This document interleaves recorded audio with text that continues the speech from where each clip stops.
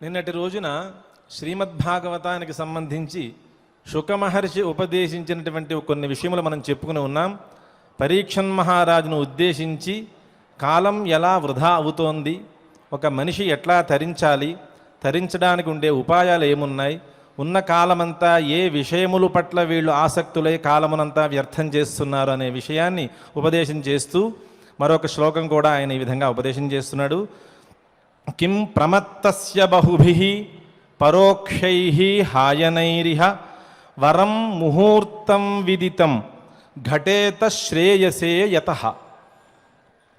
మనుష్య జన్మ ఎత్తినందుకు సార్థకత ఏమిటి అనే విషయం మీద ఆయన మాట్లాడుతున్నారు.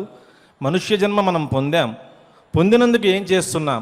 ప్రమత్తః అంటే నిరంతరము భోగ విషయముల పట్ల లాలస కలిగి ఉండుట, అది ప్రమత్తః అంటే. తదితరమైనటువంటి విషయములందు వాడికి బుద్ధి ఆలోచనే ఉండదు.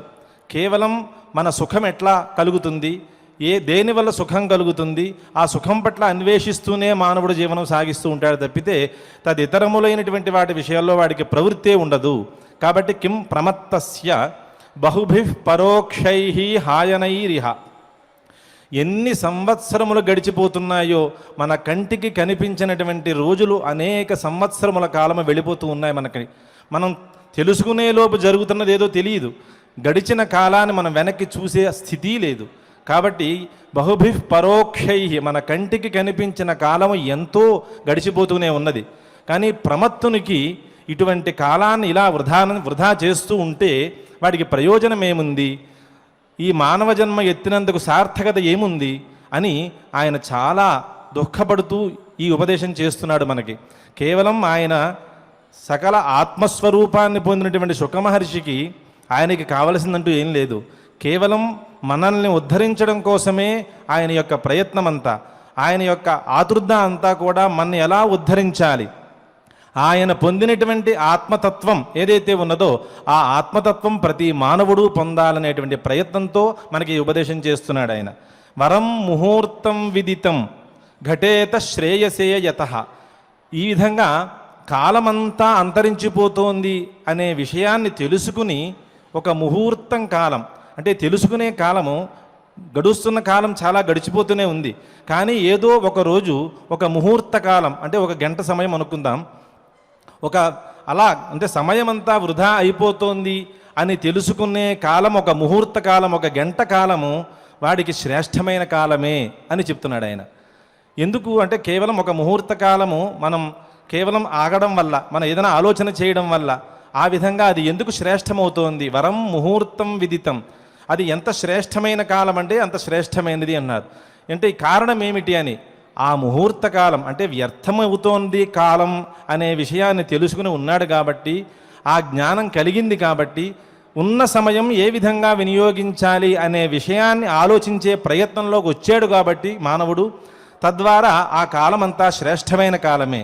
అయితే శ్రేష్టమైన కాలం అయితే ఇతను ఏం చేస్తున్నాడు? ఘటేత శ్రేయసే, మోక్షం అనేది ఒకటి ఉందయ్యా, ఇదంతా ఆత్మతత్వం అనేది ఒకటి ఉన్నది, అది కేవలం ఉపనిషత్తుల చేత మాత్రమే తెలియబడుతుంది, ఆత్మజ్ఞానం కోసం ప్రయత్నం చేయవలే అనే ప్రయత్నం కుదురుతుందేమో అనేటటువంటి స్థితి ఉంటుంది. కాబట్టి వాడికి అటువంటి కాలం ఒకటి ఉంటే అది వాడికి తరించే కాలమే. కాబట్టి మోక్షం కోసం ప్రయత్నం చేస్తాడు కాబట్టి ఆ ముహూర్త కాలం ఏదైతే ఉందో అది చాలా శ్రేయస్సు అని శ్రీ శుకమహర్షి మనకు అందిస్తూ ఉన్నారు. ఆ విధంగా కేవలం ఆ ముహూర్త కాలంలోనే పరమాత్మని హరిని పొందినట్లుగా ఖట్వాంగుడు అనేటువంటి వాడు సమయం అంతా వృధా అయినా కూడా ఈ చెప్పినటువంటి ముహూర్త కాలం ఏదైతే ఉందో ఆ ముహూర్త కాలంలోనే హరిని పొందినట్లుగా కూడా మనకి అనంతర శ్లోకంలో మనకి శుకమహర్షి అందించి ఉన్నారు.